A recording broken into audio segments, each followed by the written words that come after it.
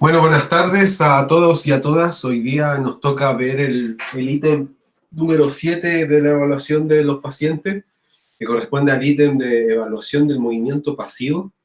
Principalmente la diferencia que va a haber de este ítem de la evaluación con el que vimos anteriormente, que era el movimiento activo, es que esta evaluación se debe ya tocar al paciente y se debe movilizar el segmento para poder reconocer cómo es la fluidez del movimiento de la articulación, principalmente poder identificar si es que existe alguna restricción en el arco de movimiento, y es una actividad que está realizada por un agente externo, es decir, el kinesiólogo es el que mueve el brazo, que es la principal diferencia. Permite obviamente también evaluar el rango articular, me permite a mí con un goniómetro poder medirlo, y dentro de las características especiales de la evaluación del movimiento pasivo, yo puedo determinar el grado de sensación final que me va a dar la articulación, que se le va a llamar ENFI. De hecho, la evaluación del movimiento pasivo forma parte de lo que es la evaluación del tono muscular. El tono muscular se evalúa principalmente cuando hay presencia de espasticidad, o cómo se evalúa la espasticidad. La espasticidad se evalúa generando un movimiento pasivo en contra del movimiento, es decir, estirando un poco la articulación, y se ve el grado de restricción hacia la elongación, que se llama la escala de Ashworth. Entonces, la evaluación del movimiento pasivo termina siendo hasta un componente de otros tipos de evaluaciones. A eso me quería referir.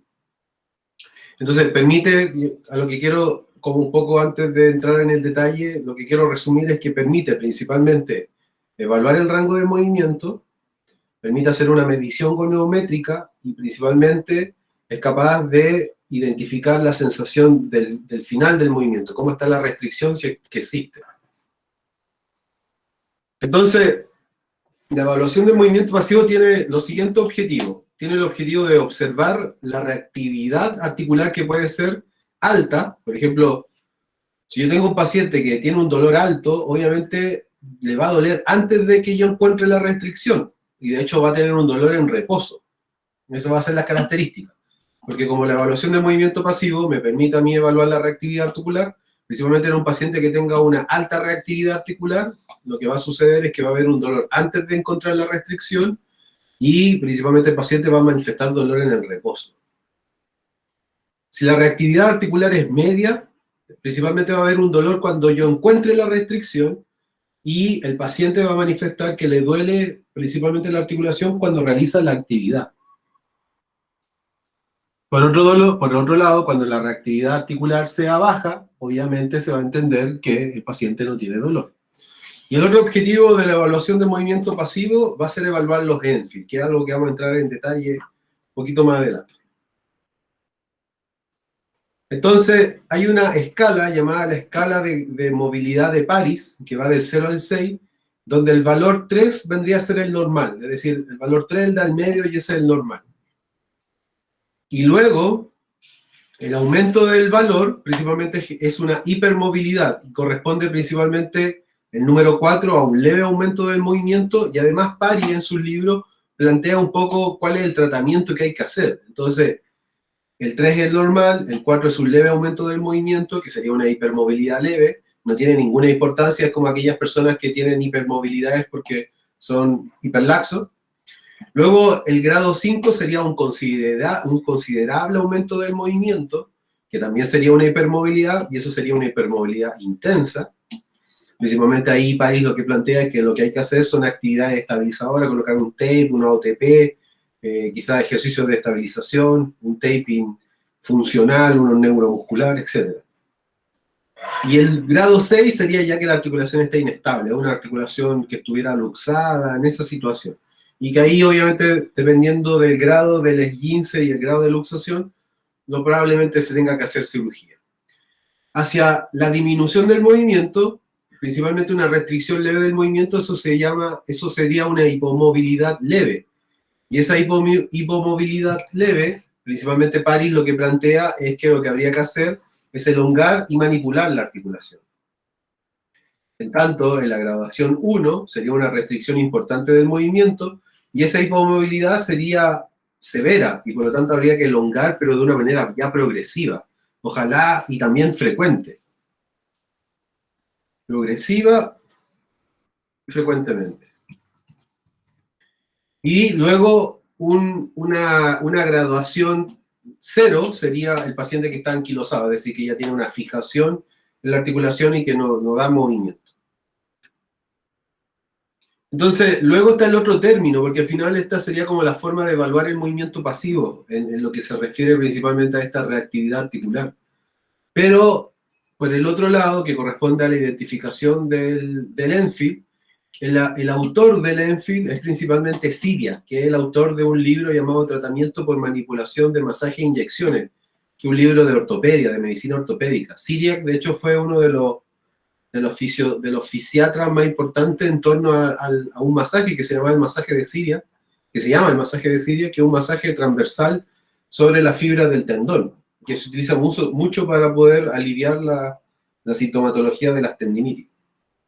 Entonces, el autor que había estudiado antes, el autor que un poco como que estudió estos tópicos con una profundidad mayor y desarrolló una clasificación ya basada en una investigación, fue Padla, en 1988. Entonces, él un poco hizo varios estudios sobre el Enfield, sobre estas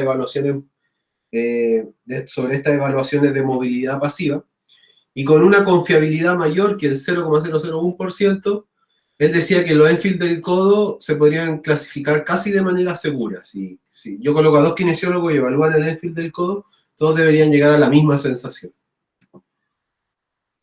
Entonces, Padla principalmente utilizó este término del Enfield, y en la terapia manual se utiliza como principalmente el Enfield define la calidad de resistencia al movimiento que el examinador lleva cuando está llevando al límite de la articulación, es decir, es la sensación final cuando yo muevo una articulación. Ese es el Enfield. Entonces van a ver Enfield que son normales y van a ver, por ende, también Enfield que son anormales. Por ejemplo, si yo tengo una rodilla hinchada, así hinchada como zapallo, obviamente cuando usted la va a mover, usted no la va a sentir de la misma forma de una rodilla que está totalmente desinflamada. Entonces a eso se refiere un poco los Enfield normales y anormales. Van a haber distintos Enfield anormales, como también van a haber distintos Enfield de tipo normal, porque en verdad depende mucho de las características de la articulación. El choque que tiene el codo en extensión es totalmente distinto a la limitación de la extensión que hay en la rodilla. La limitación de la rodilla es más como capsular, muscular, y en tanto en el codo es de choque óseo, y que va a ser uno de los Enfield que van a estar ahí nombrados. Entonces el Enfield normal es cuando la resistencia ofrecida principalmente viene de los músculos, ligamentos, cápsulas.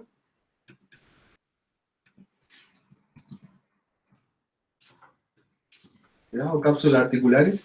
Y el Enfield anormal es cuando ya la resistencia proviene de cápsulas que están rígidas, de adherencias presentes en la articulación, etc. Entonces el Enfield, desde un punto de vista clínico, es un test aplicado al final del rango de movimiento accesorio que permite identificar diferencias individuales y, de hecho, diferencias entre el lado izquierdo y derecho de una misma persona. Entonces, la zona del movimiento que se prueba vendría a ser la primera detención, que sería cuando se siente el final del rango. Y después habría una segunda parada, que es la que planteó un autor que es Canterbury, que es como la que yo puedo en el fondo continuar. Porque todo movimiento tiene un tope, y esa sería la primera detención, pero yo puedo seguir más aún allá, y eso ya sería la segunda parada, y principalmente en ese espacio entre el límite superior de la articulación y ese espacio donde yo le puedo meter más carga, sería como parte del juego articular. Entonces, la modificación de esa naturaleza del Enfield puede ayudar a tratar una lesión, como también podría llegar a dañarlo, porque si yo voy caminando por la calle y me doblo el tobillo y hago más juego articular del que corresponde, obviamente me puedo esguinzar. Y de hecho así un poco se entiende cómo son los esguinces. Entonces, una articulación tiene un solo Enfield, aunque dentro de los... tiene un solo Enfield, o sea, una articulación tiene un solo Enfield, pero puede tener Enfield distintos, ¿vale? En el lado izquierdo y derecho. Entonces, los normales son Enfield de tejido blando, capsular y cartílago sobre cartílago. Entonces, al probar el Enfield de una articulación, es muy importante saber y reconocer primero que la articulación está sana, porque en una articulación que está sana, siempre el movimiento pasivo debe ser mayor que el activo. Y eso genera un Enfield que es normal. Pero si una articulación está pasando por un proceso doloroso de hipermovilidad, hipomovilidad, rigidez, etcétera, obviamente ya un poco los criterios cambian y obviamente el Enfield debería ser anormal. Entonces, dado que el Enfield está más allá de la zona de control articular, porque es después del tope de movimiento, principalmente lo que estamos testeando en el Enfield es el juego articular, ¿ya? Que es un componente del movimiento, es la capacidad que tiene la articulación de poder soportar carga externa. ¿Ya? Es un movimiento involuntario que ocurre por fuerza externa, y que es la capacidad de la articulación de soportar carga externa. Es como cuando usted se doble el tobillo pero no se lo esguinza, ya, eso es juego articular. Entonces es un test aplicado al final del rango del movimiento accesorio. En osteopatía lo pueden llamar barrera, pero al final del cabo, Enfield, todo el mundo lo conoce como Enfield. Entonces, hay que diferenciar eso sí. Lo principal es que todos los Enfield van a ser un poco capsulares, es decir, uno va a sentir una restricción desde la cápsula a seguir el movimiento. Pero cuando no es capsular, tiene otras características, es más rígido, no tiene un rebote al final. Entonces, la principal tarea del terapeuta es poder identificar si el Enfield es normal o anormal. Y casi siempre cuando la articulación tiene hipomovilidad o hipermovilidad, obviamente está alterado ese Enfield. Sí o sí, el Enfield está alterado cuando la articulación no está sana, cuando la articulación está con dolor, con edema, con hipomovilidad, hipermovilidad, el Enfield va a estar alterado. Entonces, al probar un Enfield es importante considerar que una articulación puede tener un rango normal con el goniómetro. Yo mido los rangos articulares con el goniómetro, movimiento activo, hasta pasivo quizás, y las dos articulaciones están con los mismos rangos. Pero si no existe este juego articular, si no existe este juego que hay ahí desde el rango final al Enfield, la articulación tiene poco tolerancia a soportar carga externa. Entonces, es el típico paciente que le duele, que se quinzó el tobillo, no le restauraron el juego articular, y igual le sigue doliendo el tobillo, por ejemplo, cuando juega la pelota o se le inflama, porque al fin y al cabo la articulación todavía no es capaz de soportar la carga externa debido a que no tiene este componente, que es el juego articular. Entonces el juego articular es como lo mismo que el Enfield, al fin y al cabo. Pero uno tendría un concepto más clínico y el otro más de cátedra. Entonces la terapia manual le da bastante importancia al Enfield, ya que de alguna manera el Enfield vendría a ser el último rango de movimiento que necesita la articulación para soportar su exigencia externa. Entonces antes los clínicos decían, no, algo está mal en esta articulación o no se siente bien el rango. Pero principalmente Padla, Ciriac fueron ordenando un poco este tema. Entonces un paciente mostraba, por ejemplo, estaba súper bien del tobillo, se había mejorado muy bien del tobillo con rangos volumétricos normales, pero aún le seguía doliendo al paciente, por ejemplo, cuando bajaba y subía escalera. Entonces la ausencia del Enfield normal implica una rehabilitación incompleta, y por eso que hay que darle el énfasis al Enfield, hay que tenerlo en cuenta al fin y al cabo, porque al fin y al cabo si el Enfield no se recupera en una lesión, al fin y al cabo la persona está más proclive a tener recidivas o repeticiones de la patología en un tiempo cercano. Entonces, Ciriac, principalmente él describió 3 estados de Enfield normal y 3 anormales. Paris identificó 5 y 10 anormales. 5 normales, 10 anormales. Padla fue el que principalmente generó las mejores relaciones de enseñanza del Enfield entre interexaminadores y intraexaminadores. Es decir, nos colocan 2 pacientes y hay que identificar qué Enfield tiene, que eso sería interexaminador, y intraexaminador sería como un solo paciente y 2 kinesiólogos palpándola, y ahí se hacían esos estudios. Entonces, ¿cuándo se hace un Enfield? Porque después de decir, oye, el profe está hablando cosas que capaz que ni existan. El Enfield, por ejemplo, se evalúa en la rodilla. Cuando uno quiere evaluar la internidad del ligamento cruzado anterior y posterior a través de estos cajones anteriores y posteriores, ahí se está probando el juego articular, se está probando el Enfield. De hecho, cuando el deslizamiento anterior de la tibia es mayor de la rodilla contralateral, uno sabe que lo más probable es que el ligamento cruzado anterior está cortado o está dañado en una parte de sus fibras. Entonces, ¿qué es lo que sucede acá? Es que los médicos no hablan del Enfield porque obviamente no es el área que los va a motivar a estudiar, pero nosotros como kinesiólogos, yo creo que es un área fundamental del movimiento si queremos restaurarlo y principalmente queremos que nuestros pacientes no sientan dolor al moverse. Entonces, ¿cuáles son los Enfield normales según Paris? Bueno, hay aproximación de tejido blando. la sensación es blanda y esponjosa, como, por ejemplo, cuando hacemos flexión de rodilla o flexión de codo. Aproximación de tejido blando. Los músculos del antebrazo se contactan con los músculos del brazo. Esa sensación es blanda y esponjosa. Luego está el Enfield muscular, que sería como una resistencia láctica refleja ante una molestia, como el estiramiento. Es como cuando yo me quiero abrir de pierna y yo siento así como tenso, como de los aductores, ese Enfield sería muscular. O por ejemplo cuando hay que tocarse la punta de los pies y esa sensación, eso sería muscular. Ligamentosa es principalmente una limitación que es firme y que y es una limitación firme del movimiento sin la relajación perceptible o el creep, sin como el estiramiento de la estructura. Uno siente que la estructura afirma frente a ese movimiento. Principalmente, por ejemplo, cuando uno evalúa los esguinces, o sea, los ligamentos, uno siente, obviamente, este Enfield que es ligamentoso y es firme. Es como que el tope, no hay nada más, tengo que meter una fuerza mucho más alta o más grande para poder romper ese bloqueo que tengo en la articulación.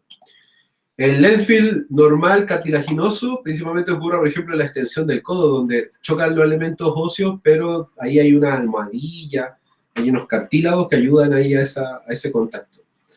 El Enfield capsular es principalmente con una resistencia más firme, o sea, es firme pero es más suave que la ligamentosa. Principalmente, por ejemplo, la podemos observar en la hiperextensión del codo, o la podemos sentir en la hiperextensión de la rodilla, o también la podemos sentir principalmente en las rotaciones internas y externas de los hombros. Luego tenemos las anormales. Bueno, dentro de las anormales tenemos el Enfield capsular de inflamación crónica, que principalmente es como una resistencia dura a la elongación, al movimiento pasivo. La capsular de inflamación aguda, que ya es más dolorosa y es como más inductora de protección muscular cuando uno está moviendo. Está el Enfield anormal, que presenta principalmente adherencia y cicatrices. Eso es como que yo estoy moviendo la articulación y aparece una restricción así en una dirección que no corresponde y totalmente así repentina. Después hay un Enfield anormal de tope óseo. Eso principalmente es cuando ocurren algunos daños articulares o daños óseos que dejan así como una espina o zonas osificadas del hueso, y obviamente eso genera así como un tope que es muy duro y muy firme.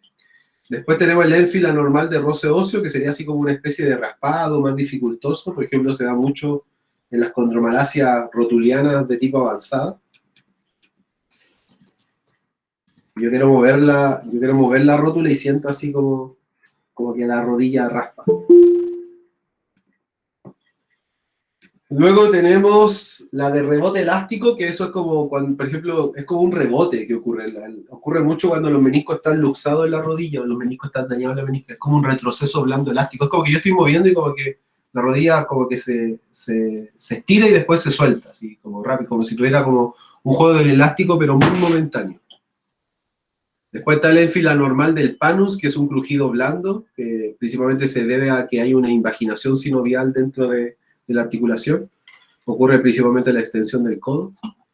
Después está el Enfield anormal suelto, que es cuando ocurre un 15 grado sobre 2, ¿ya? Es como una laxitud ligamentosa. Y cuando el ligamento ya se rompe completamente y es como una luxación, la sensación de Enfield es vacía. No hay una limitación mecánica. Yo muevo la articulación y no hay nada que me limita el movimiento.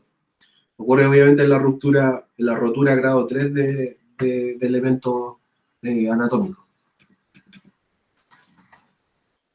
Luego tenemos el Enfield anormal doloroso, que es principalmente un dolor antes de la sensación del Enfield. El Enfield, eso sí, es sin resistencia y con frecuencia estaba evocado con una protección muscular del paciente cuando yo muevo. Se da mucho en las neoplasias, en los cánceres, en la infección, en la bursitis. Y por último está el Enfield anormal de tipo muscular, que es una resistencia al movimiento que puede ser de tipo neurológico, como es el caso de la espasticidad, o puede ser por protección involuntaria de tipo química, porque se acumuló mucho ácido láctico, por una contractura debido a mucho tiempo quizá trabajando, por un acortamiento adaptativo, o como decía recién, de tipo neurológico. Entonces acá hay una idea, obviamente esto yo lo hago en el práctico, pero acá hay una idea del Enfield en la flexión del codo. Entonces un Enfield en la flexión del codo normal sería como aproximación de parte blanda. Esas son las alternativas que podría tener. Se junta el bíceps con los músculos del antebrazo. Puede ser cartílago sobre cartílago, que sería así como la sensación entre la cabeza radial con el capítulo del húmero, que sería una sensación firme. O el Enfield de flexión de codo quizás podría ser capsular y como con un clip, así como con un tope más suave y como con más rebote. Enfield anormales sería como una cápsula posterior acortada, sin clip. El cartílago con cartílago sería así como una elasticidad presente ahí en la cabeza radial. Y muscular sería que hay un rango de contracción o de espasticidad, o sea, no de espasticidad, de contracción o de aumento de tono o de contractura a nivel muscular que impide el rango de movimiento. Por ejemplo, el caso de los fisicoculturistas.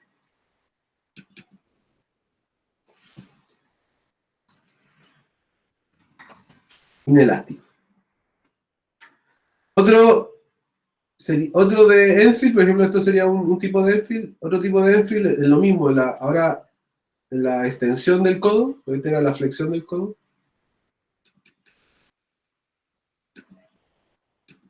Era la flexión del codo. Entonces, en la extensión del codo, si yo hago extensión del codo, lo normal sería que mi Enfield fuera cartílago con cartílago, que sería como firme.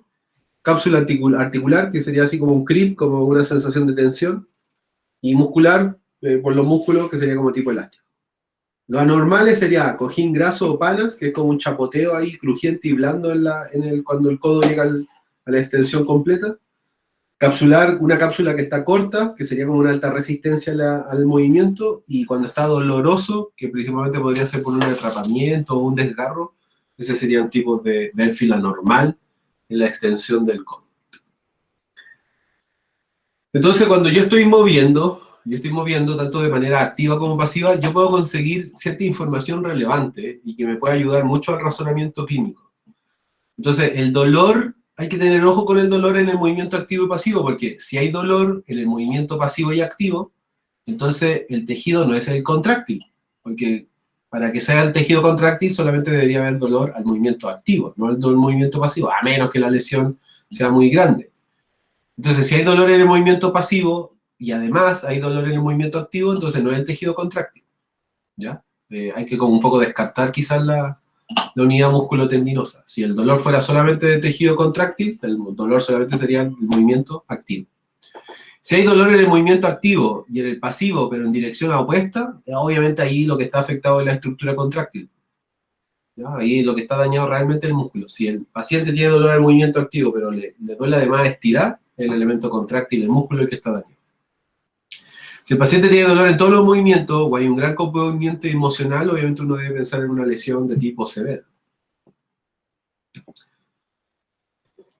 Entonces, cuando yo muevo la articulación, no hay que tener miedo a provocarle ciertas cosas que no son tan comunes como movimiento, como por ejemplo doblarlo, comprimirlo, tensionarlo, torcerlo, hacerle cizalla, hacerle vibración. Porque la única forma de poder diagnosticar una fractura se va a conseguir principalmente intentando de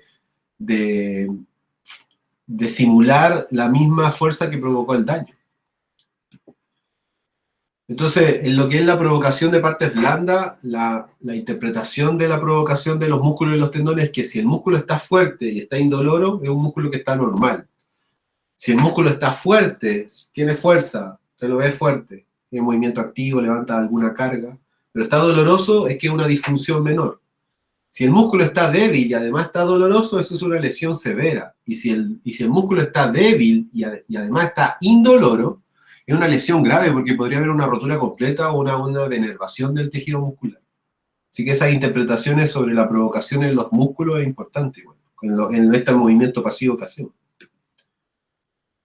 Luego tenemos la provocación por elongación pasiva. Entonces, por ejemplo, si yo tengo un paciente que le duele y que tiene un Enfield normal, la lesión es leve.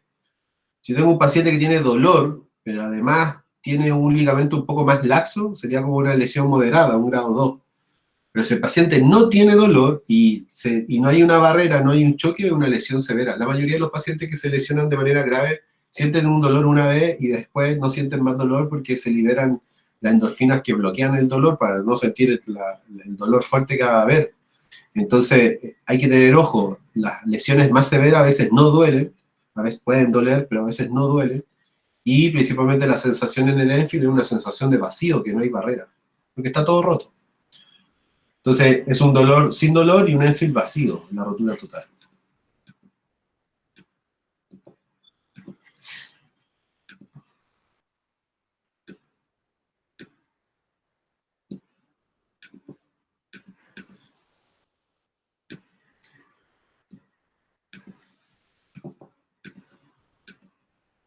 Entonces, también podemos evaluar algo que es como, en el movimiento pasivo podríamos evaluar algo que es como la contracción muscular, que se llama tensión muscular selectiva, que hace solicitarle al músculo que haga una contracción de tipo isométrico. Entonces, si el músculo está sano, no hay dolor y es normal la evaluación de la fuerza muscular, de esta tensión muscular selectiva. Si hay una tendinitis, hay dolor, pero la evaluación de la fuerza muscular está normal. Si hay una rotura parcial, hay dolor, pero la debilidad de la fuerza es leve. Hay una debilidad leve de la evaluación de fuerza muscular, pero si hay una rotura completa del músculo, no hay dolor, por lo que les contaba anteriormente, pero sí hay una debilidad y casi no se puede ni sostener el brazo de la persona. Entonces, lo último es que hay que ser capaces de identificar cuándo el patrón es capsular y cuándo no es capsular. Entonces, una forma de clasificar las limitaciones articulares es a través de estos patrones capsulares de Lenfield. Entonces, si la cápsula completa está comprometida, el patrón capsular típico aparecerá. Es como que aquellos pacientes que tienen problemas en la cápsula tienen como un patrón súper claro de cómo se van a mover. Por ejemplo, la rodilla tiene a limitar la flexión más que la extensión cuando hay un patrón capsular. Es decir, si me le llega un paciente que tiene más limitada la flexión que la extensión, o sea, perdón, tiende.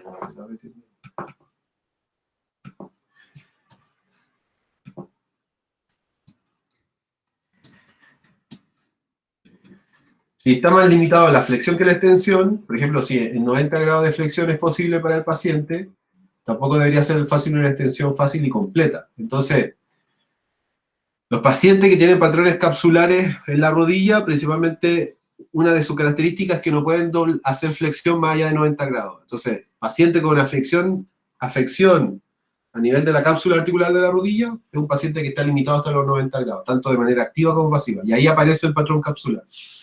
Entonces, si el paciente está limitado a 90 grados y la extensión es total, sería otro componente y no el capsular limitante, porque si la cápsula está alterada, el paciente se entiende que debería tener tanto una limitación hasta sobre los 90 grados de flexión, pero también al hacer extensión, ¿ya?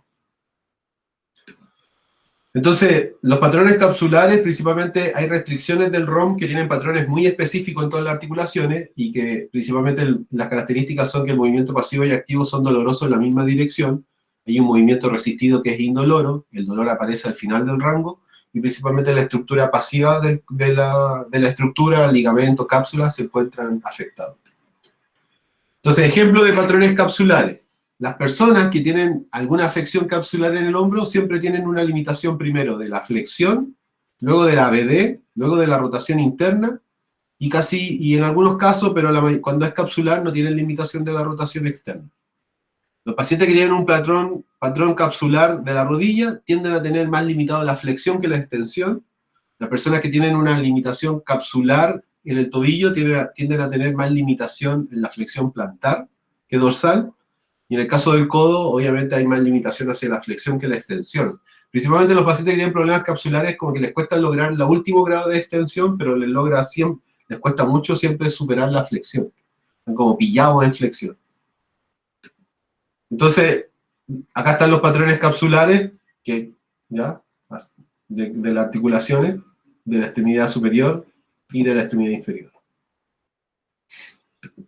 Entonces, el último ítem, y con el que terminamos la clase para preparar la evaluación que se va a realizar en la próxima, la semana subsiguiente que vamos, o la próxima semana y después lo va a conversar.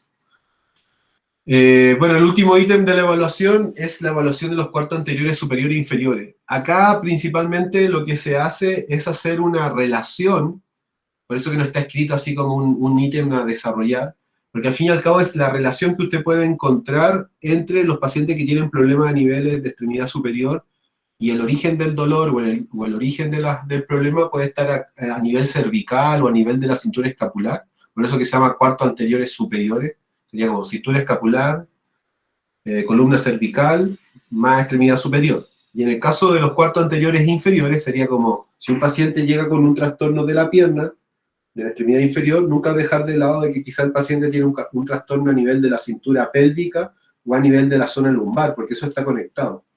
Entonces, algunos pacientes que acuden al kinesiólogo por dolor de extremidades superiores e inferiores, a veces necesitan una evaluación que es más integral aún, que debe no solamente identificar disfunción a nivel local, sino que también disfunción a nivel de estructuras que están más proximales, como el caso de la cintura escapular y la columna cervical en el caso de la extremidad superior, y como el caso de la cintura pélvica y la columna lumbar en el caso de la extremidad inferior. Entonces, el grado de la examinación que uno va a poder llegar a nivel del cuello o a nivel de la zona lumbar va en verdad a depender de los hallazgos y de la historia que comentaron los pacientes en la anamnesis, ¿ya? Entonces, por ejemplo, un paciente que llega con dolor lumbar, perfectamente ese dolor lumbar puede estar generando un problema en la rodilla, o el problema de la rodilla genera el dolor lumbar, o el dolor lumbar genera un problema en la rodilla. Y principalmente en el caso del dolor del cuello, lo mismo. Un paciente que tiene un síndrome del túnel carpiano, y que es una compresión del nervio mediano a nivel del retináculo flexor de la muñeca, perfectamente puede tener alterado un problema a nivel cervical, puede tener quizá una, ¿cómo se llama esta? Una tortícolis maltratada y que lo tiene en una posición inadecuada del cuello que le genera el problema distal en la mano por compresión nerviosa. Entonces, principalmente este ítem es lo que un poco deja entrever es que ustedes no pueden, o sea, evaluaron hasta la evaluación pasiva al paciente, pero si es que el paciente dentro de la historia de la amnesia está comentando de que su dolor se puede relacionar con algo proximal, como en el caso de la columna cervical o la columna lumbar, usted un poco tiene la obligación de evaluar esos segmentos para poder generar una evaluación más integral del proceso que está llevando a cabo el paciente. Así que a eso se refiere. De hecho, de esto, yo lo coloqué acá, pero de esto solo hay un curso que dura 3 días y que solamente son las relaciones entre extremidad superior y cervical y extremidad inferior y cintura pélvica. Yo nunca he tenido bueno, ahora con el COVID ya le perdí el rastro del curso, pero había un curso que era solamente de este ítem, 3 días solamente de este ítem. Bueno, detengo la grabación, estamos listos con la clase. La clase que viene va a ser elongación muscular selectiva. Les voy a ir a mostrar un poco de elongaciones.